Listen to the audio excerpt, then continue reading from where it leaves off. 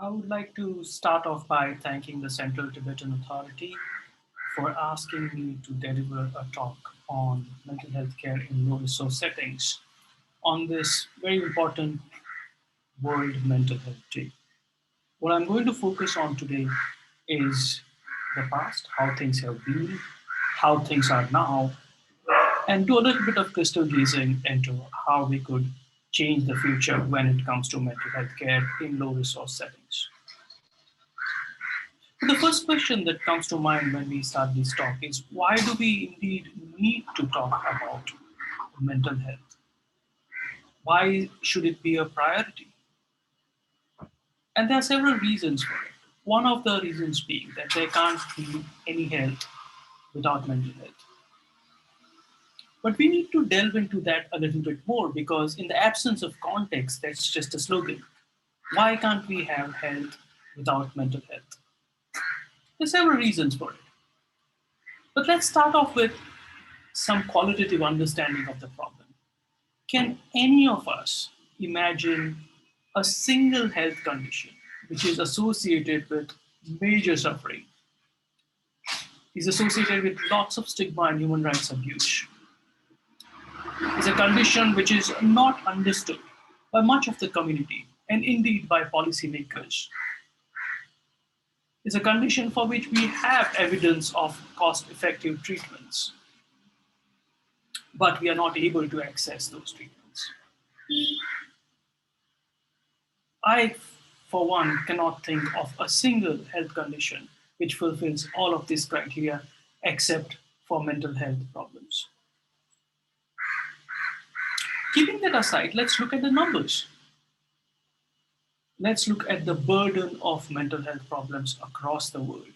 If we look at this graph, we see the burden of mental health problems being split up by the socioeconomic status of various countries, but also across the whole world, using a very commonly used metric called disability adjusted life years. As you will see here, from 1990 to 2015, the burden resulting from mental health problems has gone up drastically across the whole world, including low and middle income countries such as India.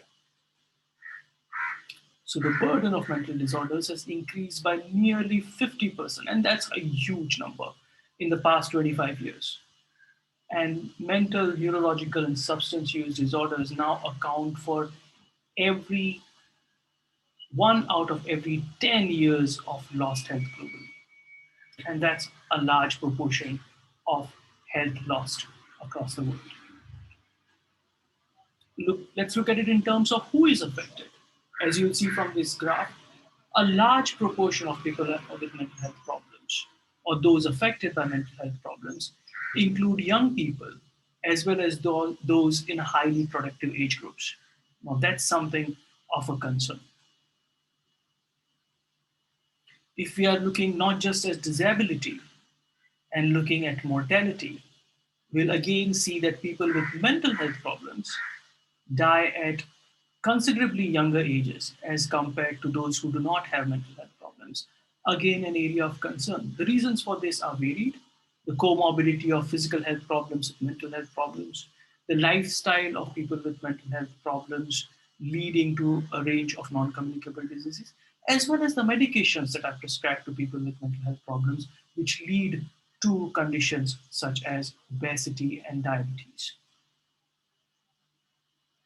And it's not just the people with mental health problems that are affected. There is what we call as intergenerational transfer of effects of mental health problems. And what do we mean by that?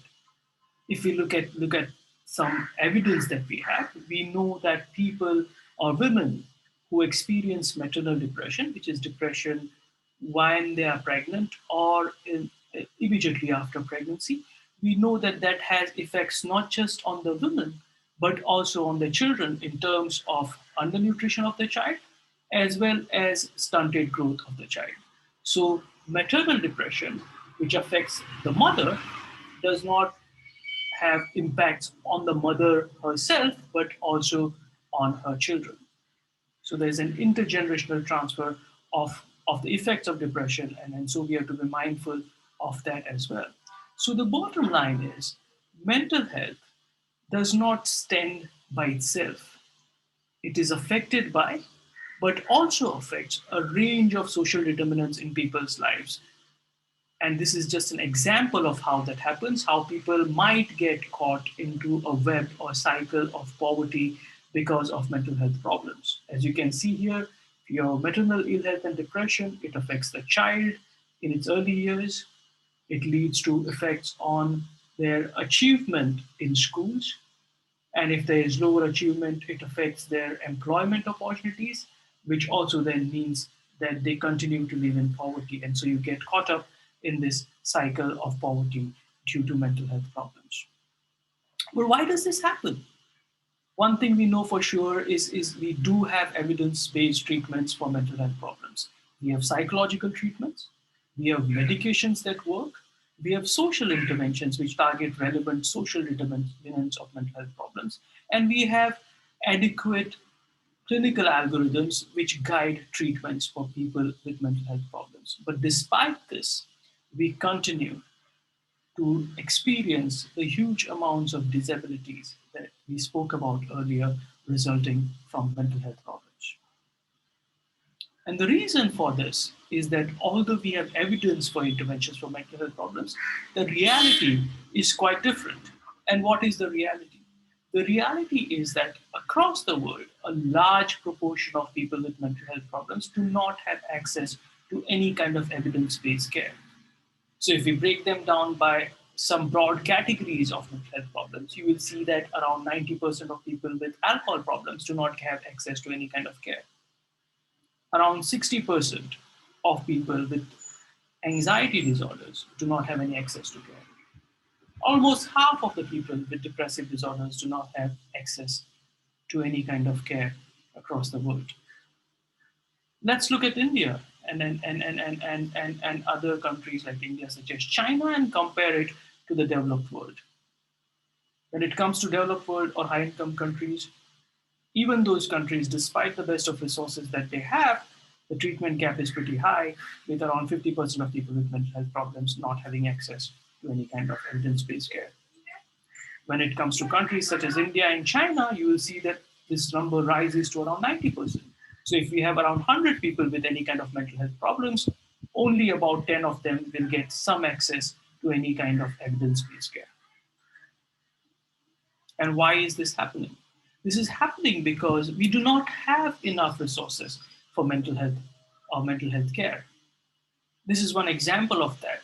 When we split the total health spending on mental health based on the type of countries or the socioeconomic strata of the countries, we see that the proportion of money that's spent on mental health is extremely low. Even in the high income countries, which are well resourced, you will see that the proportion of money spent on mental health is extremely low. And this keeps going down as we go down the economic strata of various countries, which means that low income countries have extremely low budgets for mental health. There is also huge inequities in access to mental health service providers.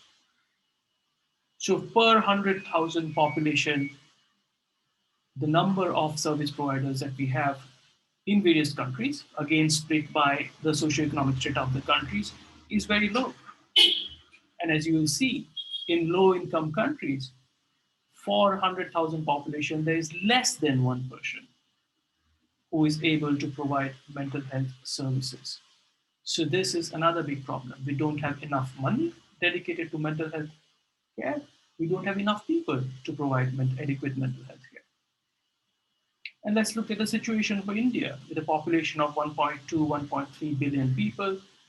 The actual estimate of that only one type of a mental health professional, in this case psychiatrist, is 150,000 psychiatrists for the kind of population that we have. How many do we really have? Anywhere between 3,500 to 4,500. As we can see, there's a huge gap of what is required in terms of the number of mental health professionals and what are actually available in India. So what do we do in such a situation? We have a large burden of mental health problems. We don't have enough resources. This has been going on for many years now. Do we put in more money? Yes. Do we train more mental health professionals? Yes.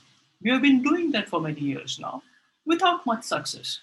So, although we continue to do some of that, we also have to think innovatively to bridge this gap to ensure that increasingly more number of people with mental health problems have access to mental health resources. And how do we do that? We need to reconceptualize what are the kind of interventions that we are delivering. Conventionally, one of the foundations of mental health care has been psychological interventions. But most of these interventions are high intensity interventions, which require a lot of time to deliver and a lot of resources to deliver in terms of highly trained mental health professionals.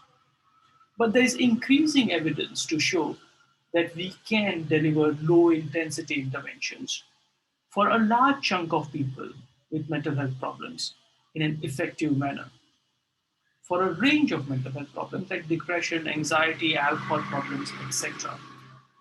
These low intensity interventions require less time, require less training, and hence require less resources. So we have to rethink what interventions we deliver. We also need to rethink where we deliver these interventions. Again, historically, mental health interventions have been delivered in clinics of mental health professionals. So people with mental health problems, especially in low resource settings, have to travel long distances to get to see a mental health professional. And so there is a huge geographical barrier to access. We need to flip this around on its head. Instead of people with mental health problems having to travel long distances to see a mental health professional, we have to ensure that the services are delivered closer to where people live, closer to the communities in which they reside, so that there is easier geographical access to mental health care. What you see here on this slide is just one example of this. Is a program called Friendship Bench in Zimbabwe, where you have these wooden benches set up in various places such as marketplaces, etc., which are easily accessible to people because these are places that people visit, and you have a mental health professional or a lay counselor sitting on this bench. You think that you need mental health services, you go and sit on this bench and have a conversation with this counselor who will then provide you with mental health services as you need them. We need to innovate who delivers mental health care services. Again, conventionally and historically, it has been highly trained specialist mental health professionals like psychiatrists, psychologists, psychiatric social workers, etc. We know that, especially in low resource settings, but also in high income countries, such resources in terms of specialist mental health professionals is limited. So there's increasing work and evidence now which shows that non-specialist health workers, including lay counselors who have been trained and are supervised, can effectively and efficiently deliver mental health care for a range of mental health problems like depression, anxiety, alcohol problems, schizophrenia, rehabilitation, caregivers of dementia, etc. And there is growing evidence that this can be done at scale. And so we innovate what can be delivered, where it can be delivered, and who can deliver these interventions to increase these access to mental health care. And finally, what's happening with COVID 19? This is not something that we can run away from now and has become a part of a narrative. Just as it has affected various aspects and domains of people's lives, it's also affected mental health and access to mental health care services. We have had epidemics in the past. We've had the Ebola epidemic, we have had the Zika epidemic. What is different this time is that the COVID 19 pandemic is not localized as some of these and is affecting all of the world. It's also affecting mental health because it's not circumscribed and localized. It's affecting the whole world. It's affecting young children because of school closures. It's placing people in lockdowns. It's placing people in situations where they have to isolate themselves from the rest of the world. There is a lot of financial and vocational uncertainty, which has impact on people's mental health. People who have had mental health problems are worsening or relapsing because of the situation they find themselves in. There are new people who are developing mental health problems because of the situation that they find themselves in, which increases the risk of new onset. Those who require mental health care are not able to access it because of situations such as lockdowns, but also because mental health problems are actually closed. Inpatient units, beds are full, and many times dedicated mental health services in many situations have been diverted to providing mental health care or rather providing COVID care, which means that people with mental health problems now have further reduced access to care. And finally, protective factors that people used to have access to, such as interaction with other people, is now reduced because of social distancing measures. And hence, because of this disruption, people are at a greater risk of developing mental health problems. These are the problems. But I think in these problems, we should see opportunities. We need to reimagine the principles of providing mental health care. And we need to build back better when we start reimagining our mental health services during COVID times and post COVID times. One of the things that we need to be doing is integrating mental health services into primary health care or universal health coverage. We don't need to be having another vertical of mental health care service delivery. We need to ensure that mental health service delivery is integrated into primary care services and is integrated into other non-communicable disease services in which there is a greater comorbidity of mental health problems such as diabetes and communicable disease like tuberculosis. We need to integrate mental health interventions into other sectors in which you come across people with a greater risk of developing mental health problems. So, for example, if you have services for women who experience intimate partner violence, they remain at a higher risk of developing mental health problems. And hence, we need to integrate mental health interventions into such other social sectors. We need to move beyond increasing access to medications for mental health problems and improve access and coverage of psychosocial interventions, which form the foundation of mental health care. We need to also focus on the mental health of children and young people, which have historically been neglected, and in doing so, also focus on prevention and promotional activities. And finally, we need to incorporate technological innovations into mental health services because, especially in conditions such as COVID 19, when it's difficult to interact and meet with other people, leveraging technology to reduce access barriers is extremely important. There are various ways in which we could do the last, which is increasing or leveraging technological innovations. We could do video conferencing, we could use remote telemonitoring, we have basic mobile health applications to help people to take care of themselves. We could have asynchronous or synchronous consultations, which is live consultations happening in real time over telemedicine portals. Or we could have recordings of such consultations, which are then reviewed by a mental health professionals who gives advice on the management plan. But most importantly, none of these things in our settings can happen in the absence of human support and interaction. So we need to ensure that these digital technologies that we use should also happen in combination with human support and interaction. So this is one thing that the Central Tibetan Authority is putting in place in some of its settlements as a pilot study. And hence, I would like to congratulate the Central Tibetan Authority for taking up mental health care as a priority in its settlements and thinking innovatively by using technologies such as tele-psychiatry to increase access to people living in these settlements to mental health care.